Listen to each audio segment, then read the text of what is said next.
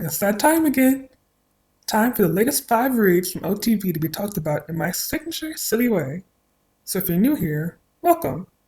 And if you're returning, welcome back.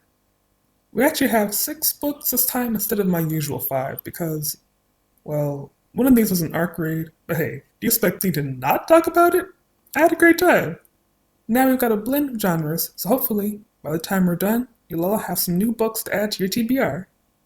First up is an adult crime thriller called Tangled Wires: Secrets That Bind by D.M. Foyle. What happens when you mix a really skilled hacker lady, a couple FBI agents, and a human trafficker? If you answered chaos, then you'd be right. But it's fun chaos, so that makes it okay. Raz is our main character, and as I'm sure you can imagine, she goes on quite the journey here. After getting into slightly hot water, hacking into some government tech, Raz has the options of helping them solve the latest case or, jail time. A helping we shall go. I genuinely don't think there was a time in this story when I wasn't thinking, can Raz just live in the hospital? I would have thought, is she okay? But that would have been a foolish question, since the answer was obviously no. Oh, but don't worry. By the time this story is over, you'll feel bad for just about the whole cast. Minus the trafficker. I hate him to this day. For the characters with humanity, I really enjoyed them. Emmett, the main FBI agent, was my favorite. The book is mainly from Raz's perspective, but at times it almost feels like we're seeing the story through his eyes, since we learn about the world and this mysterious woman right alongside him. Also, another shout out for Marge, who's in my favorite A-Spec characters video. She is the doctor slash mom or big sister friend, and is an absolute delight. Book 2 is currently on pre-order and available for arc reading, so if you're in the mood to track down some scum of the earth with an expert hacker, a super charming agent and doctor duo, and a touch of sci-fi, then I couldn't recommend this enough. Have fun, I know I did. Up next is the self-help book, The Silence We Lost by Ahmed Ali. This one goes out to all my fellow psych nerds. Stand tall and proud, my kindred spirits. The book is a short story that operates a lot like a textbook about philosophy. Each chapter is split into mini sections that even ask you questions. There are some times when I was checking it out and had to pause to consider the answers too. Like, you know what? That's a good point. What is the meaning of life? Okay, that question wasn't exactly asked, but some of them weren't too far off. The story is essentially focusing on relationships and finding ways to set aside time so that your mind is clear and you are being more deliberate with what you do in life. If you're in the mood for something that's a bit more serious and a lot more introspective, this is the story for you. Number 3 is another short story. This novella is a romanticy retelling called The Ocean's Temptress by Jordan Morgan. More questions for you. Have you ever thought about The Little Mermaid being set in Ocean City? Or maybe a world where King Triton was not the father, and was a complete and total creep? Maybe not, but I do have a story that shows the results of when both of those happen. Eli might not be a prince, but he's as rich as one. Well, his parents are anyway. I'm sure that won't cause... Nope, that does cause a bit of trouble. He's a trust fund baby who spends too much time on failed business pursuits and one-night stands. So he's got a choice. Get married and settle down, or say bye-bye to that money. You might have gone with the second option, but he's tap dancing closer and closer to the line of being broke. So marriage is starting to sound pretty nice. Lucky for him that Nerissa, a mermaid, saves him from drowning and makes a deal with the corrupt king of her underwater kingdom.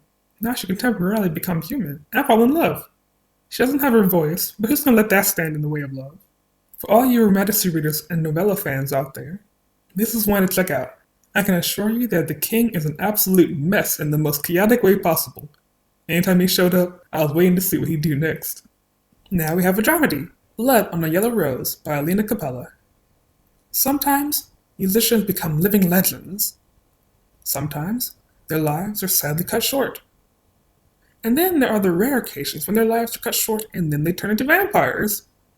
Weird how the tabloids always miss those stories. That's what happens with Pamela Burnett. She was at the top of her rock star career back in 2000.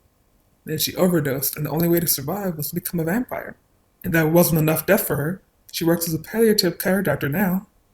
Also, like Marge from earlier, she was in my favorite A-Spec character list. Pam finally has a bit of luck when her latest patient, Xenia shows up and realizes that her doctor is drinking blood. And instead of completely freaking out or dying from a fright attack, Xenia manages to strike a deal with Pam. Dr. Vampire will give her immortality too, if she helps resurrect her music career. I've seen various music-centric drama movies, but not too many books. Somehow, I have a feeling that even if I did know more books about the music industry, this would still be unique. For everyone who thinks vampire stories are generic, check this out, because it'll prove you wrong really fast. These aren't even your romantic vampires. Quite the opposite. They aren't into romance at all. So their love can be focused on each other in different ways and the music.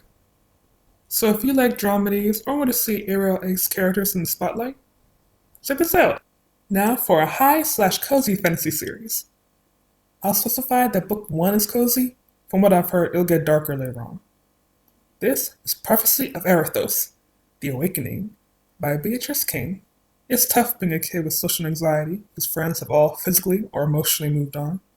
It's even tougher when you've got a sudden pull to enter the forest and find a flying lion who claims you're part of an ancient prophecy. You know, normal kid stuff. You want some ice cream? Unfortunately, no time for dessert because Mila now has to go into the kingdom of Erithos with Namera, the lioness who's also somebody called a soulbound for her. There are a few more efficient ways to get over shyness and anxiety than to be trained by a literal warrior to stop a monster from killing an entire kingdom. Namera and that warrior, Lysander, were my favorites here. If you like big worlds and sweet characters, then you should really check this out. Book 2 is also available now, so I'm curious how that'll go. And lastly, the ARC. For anybody who doesn't know what that means, because I used to not either until semi-recently, that stands for Advanced Reader Copy. Authors do this to give readers a chance to enjoy the book for free, with the hopes of receiving an honest review in return. That's how I got this one. This is book 2 of the Fate-Touched trilogy, Darkling by Arista Holmes. I talked about book 1 way back in my early days of making reviews here, so that'll be linked up top. I definitely recommend reading book 1 first, since these are not standalones. I'd also suggest reading that because book 2 is a glorious time, and missing out on it is a very sad thought. Are you afraid of vampires drinking all of your blood? Do you think you can become more afraid of that possibility? Ha! Read this and you'll realize just how terrifying it could be. The heroes are now leaving the academy and traveling deeper into the mortal world in search of the famed hunter of the rabid vampires, Cannibal Moore. These rabids, the Cavians, are somehow so much scarier than they were last time. I love them, I hate them, I love to hate them, and vice versa. Every character got better, so that's fun to see them level up as if they're in video games. Lizzie is fierce and determined, Hendrik is strong and fearsome, Booker is loyal and skilled, and all the new cast members are just, chef's kiss. One day I might have a video that's all about arc reads, so we'll see what happens. And this is the lineup for today. I'm on another book now, and I'll be starting a new arc soon. Expect them to get discussed when I'm done, and my next 5 are ready. I actually mean 5 this time. I promise I can count. And hey, while you're here, if you want any other new books, maybe you could check out mine. I've got a few on Amazon and I'll be wrapping up part 3 of my Underwater trilogy in January. I hope you read these stories. Thanks for staying tuned this whole time, and I also hope you have fun. Please like and subscribe for more. Comment too. I'd love to see what you think of these titles if you've already read them, or if you want to go check them out, then come back and share. See you next time.